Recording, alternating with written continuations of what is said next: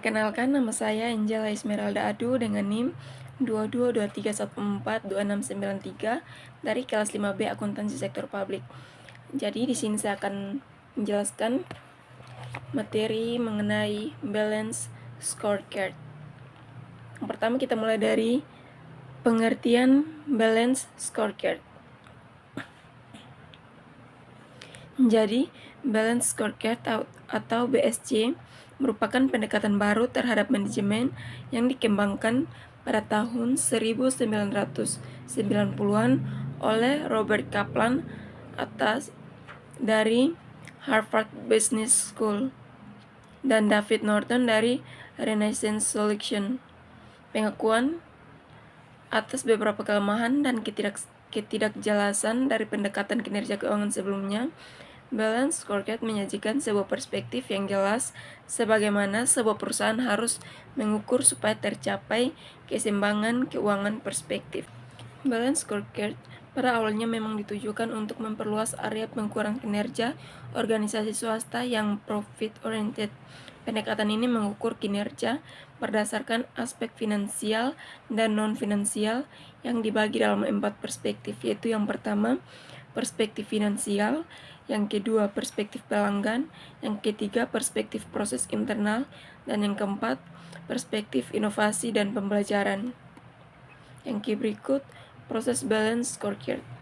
Proses implementasi BSC dapat diuraikan sebagai berikut. Itu yang pertama, mengidentifikasi tujuan, sasaran, strategi, dan program organisasi. Kita bisa menilai segala sesuatu jika tidak mempunyai kriteria yang jelas sebagai penilaian. Yang kedua, merumuskan framework pengukuran setiap jenjang manajerial. Dalam tahap ini dirumuskan area pengukuran kinerja secara bertingkat dengan berpedoman pada struktur organisasi yang ada untuk diarahkan pada pencapaian tujuan dengan tingkat kedalaman yang berbeda-beda. Yang ketiga, mengintegrasikan pengukuran ke dalam sistem manajemen. Sistem pengukuran kinerja yang telah dirumuskan merupakan subsistem manajemen organisasi. Oleh karena itu, sistem pengukuran kinerja harus diintegrasikan ke dalam sistem manajemen baik formal maupun non-formal organisasi. Dan yang keempat, monitoring sistem pengukuran kinerja. Implementasi sistem pengukuran kinerja harus selalu dimonitor karena organisasi selalu menghadap lingkungan yang dinamis. Kondisi pada saat sistem didesain sangat mungkin tidak relevan lagi akibat perubahan lingkungan. Oleh karena itu, perlu dilakukan monitoring terhadap ukuran yang telah ditetapkan dan hasilnya secara terus-menerus, secara konsisten, dan mengevaluasinya untuk memperbaiki sistem pengukuran pada periode berikutnya. Oke, berikut kita masuk pada tujuan balance scorecard. Jadi balance scorecard sistem dapat digunakan dengan berbagai macam cara.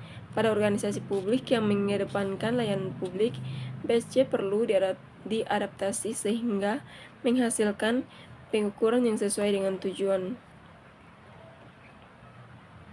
Yang berikut, organisasi publik dan orientasi pada pelanggan. Berdasarkan karakteristiknya, organisasi publik dapat dibedakan menjadi dua, yaitu pure non-profit organization dan quasi non-profit organization. Jadi pure profit organization adalah organisasi publik yang menyediakan atau menjual barang dan atau jasa dengan maksud untuk melayani dan meningkatkan kesejahteraan masyarakat. Dan yang kedua, quasi non-profit merupakan organisasi publik yang menyediakan atau menjual barang dan jasa dengan maksud untuk melayani masyarakat dan memperoleh keuntungan atau surplus. Yang berikut, kita masuk pada teknik pengukuran kinerja balance scorecard. Pengukuran kinerja didasarkan atas aspek finansial dan non-finansial yang dibagi dalam 4, yaitu yang pertama, perspektif finansial, yang kedua perspektif pelanggan, yang ketiga perspektif proses internal, dan yang keempat perspektif inovasi dan pembelajaran. Perspektif finansial ini melihat kinerja dari sudut pandang penyedia sumber daya dan ketercapaian target keuangan sebagaimana rencana organisasi. Sedangkan perspektif pelanggan merupakan indikator tentang bagaimana pelanggan melihat organisasi dan bagaimana organisasi memandang mereka. Dan yang ketiga, perspektif proses internal. Perspektif ini mencakup indikator produktivitas, kualitas, waktu penyerahan, waktu tunggu, dan sebagainya. Dan untuk perspektif inovasi dan pembelajaran, perspektif ini memuat indikator tentang sampai seberapa jauh manfaat dari pengembangan baru atau bagaimana hal ini dapat memberikan kontribusi bagi keberhasilan di masa depan. Sekian dari presentasi saya. Terima kasih.